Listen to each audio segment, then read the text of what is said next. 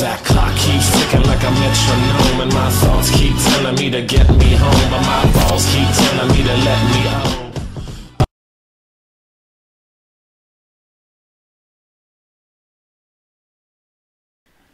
Salut tout le monde, c'est Scara45. On se retrouve aujourd'hui pour l'épisode 20 de T'as déjà joué avec. Et oui, déjà le 20e épisode. Donc t'as déjà joué avec le FAD aujourd'hui. Ouais, donc ça faisait un petit moment que pas mis à jour cette série. Et pourtant il nous reste pas mal d'armes à faire sur ce Modern Warfare 3, puisque bon, au bout de quelques mois de jeu, on commence à se rendre compte qu'il y a quand même pas mal d'armes qui sont pas jouées.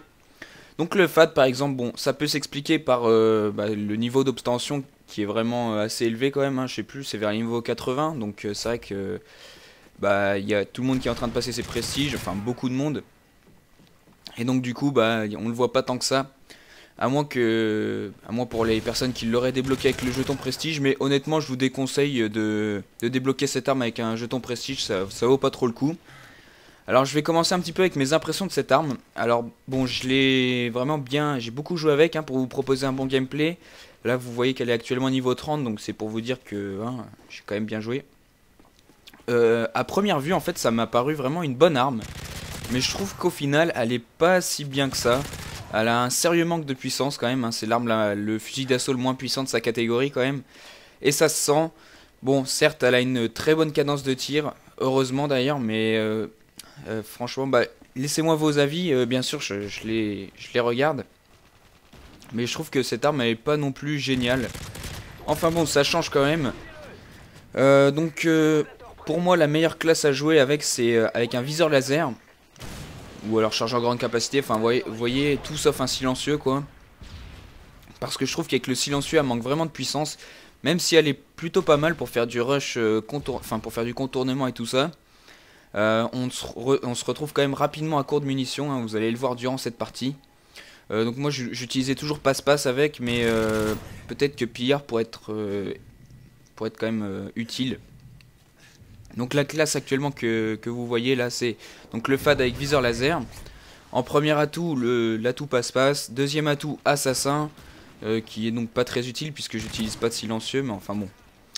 Et puis en troisième atout, comment ça s'appelle, visée solide. Et ça c'est vraiment très pratique, parce que quand vous vous retrouvez en face à face, face to face contre un ennemi, c'est vraiment, vous tirez direct et il est assez précis au jugé je trouve. Donc tout de suite vous avez un avantage.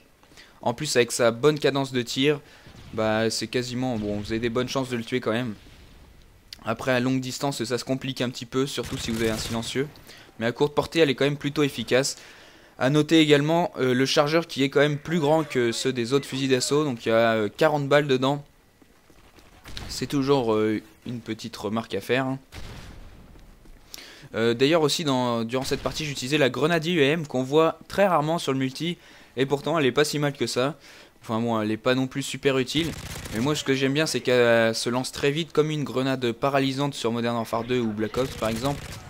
Et puis bon, ça fait que l'ennemi sur lequel vous jetez la grenade n'a plus d'électronique pendant quand même un bon bout de temps je crois, hein. Enfin jusqu'à temps de mourir en tout cas, enfin s'il meurt pas c'est pendant une bonne minute je crois. Donc c'est comme une bombe IEM sauf que c'est en grenade. Et puis un autre avantage de cette grenade, c'est que quand vous la balancez sur vous, ce qui m'arrive souvent, vous n'êtes pas flashé et tout. Donc voilà pour ce FAD, bon, c'est une arme à essayer, je pense que vaut la peine quand même, hein, c'est pas non plus, elle est pas non plus voilà, à mépriser tout ça. Elle est pas si mauvaise, mais bon, un petit manque de puissance quand même, et des fois c'est assez pénible.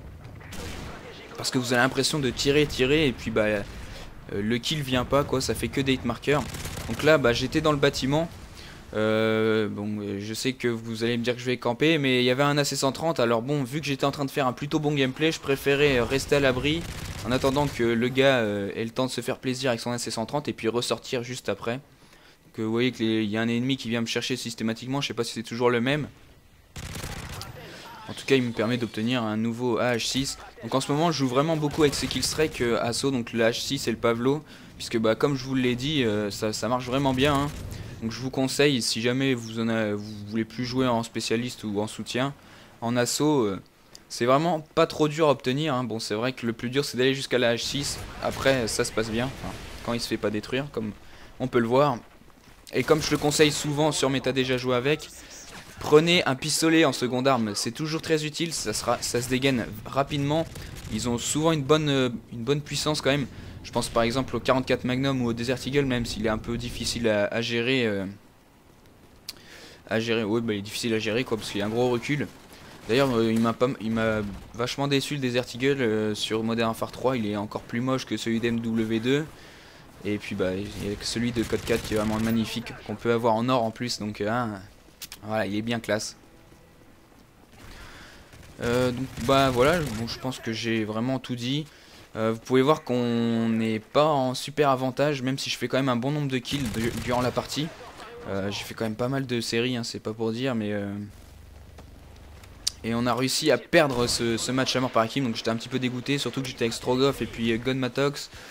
Et bon bah voilà, on a perdu cette partie, j'étais vraiment... Enfin, je me sentais humilié quoi de perdre un match à mort, en plus en étant à 3 dessus. Enfin bon, peut-être que les joueurs étaient assez forts.